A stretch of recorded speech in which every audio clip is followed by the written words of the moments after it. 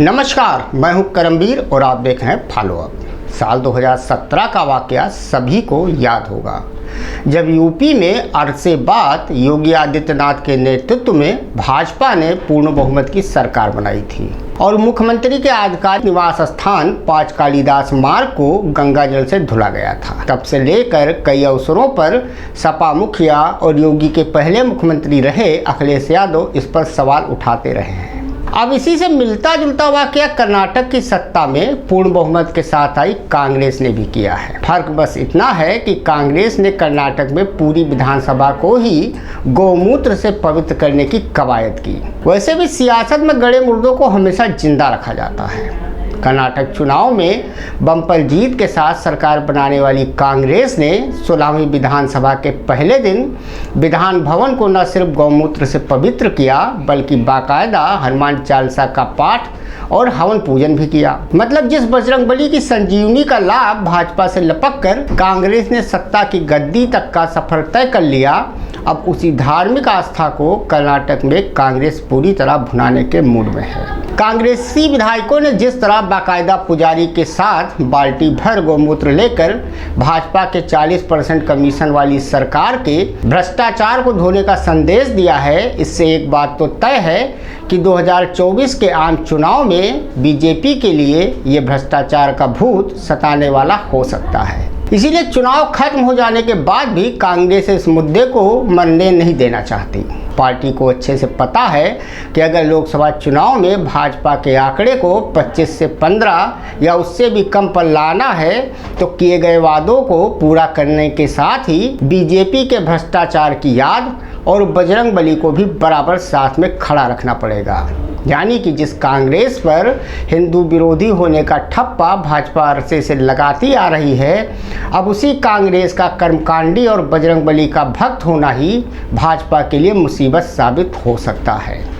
अगर कांग्रेस हालिया 5 राज्यों के चुनाव में भी इसी तरह धार्मिक सिंबलों और भाजपा के अति उत्साहवादी प्रयोगों को लपकने में कामयाब होती है तो 2024 में बीजेपी के लिए सत्ता के सुख का सपना राम नाम सत्य भी हो जाएगा। विधानसभा को गौमूत्र से शुद्धिकरण करने की बात जनवरी में ही डीके शिव कुमार ने कही थी। हालांकि आज शुद्धिकरण के दौरान ना तो डीके ही दिखे ना ही कोई अन्य मंत्री। इस गौमूत्र अभियान से ठीक पहले पूर्व उप मुख्यमंत्री डीके शिव कुमार ने भाजपा नेता एसएम कृष्णा के घर पहुंचकर उनके पैर छूकर आशीर्वाद लिए। कृष्णा डीके शिव कुमार के सियासी गुरु भी हैं और एक जमाने में कांग्रेस के कद्दावर नेता और मुख्यमंत्री भी रहे हैं।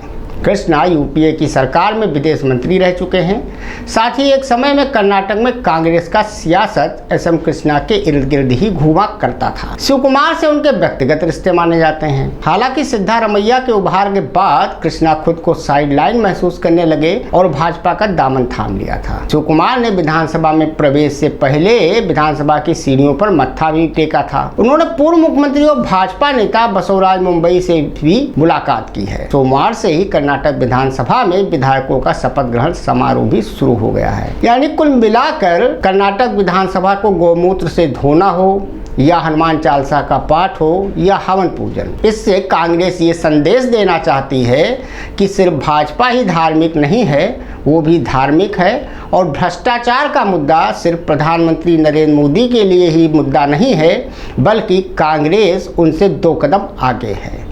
अब इन्हीं मुद्दों को उठाकर कांग्रेस विपक्ष को एकजुट करेगी या नहीं कर पाएगी, इसके साथ ही 2024 में क्या होता है ये भी भविष्य के गर्त में है।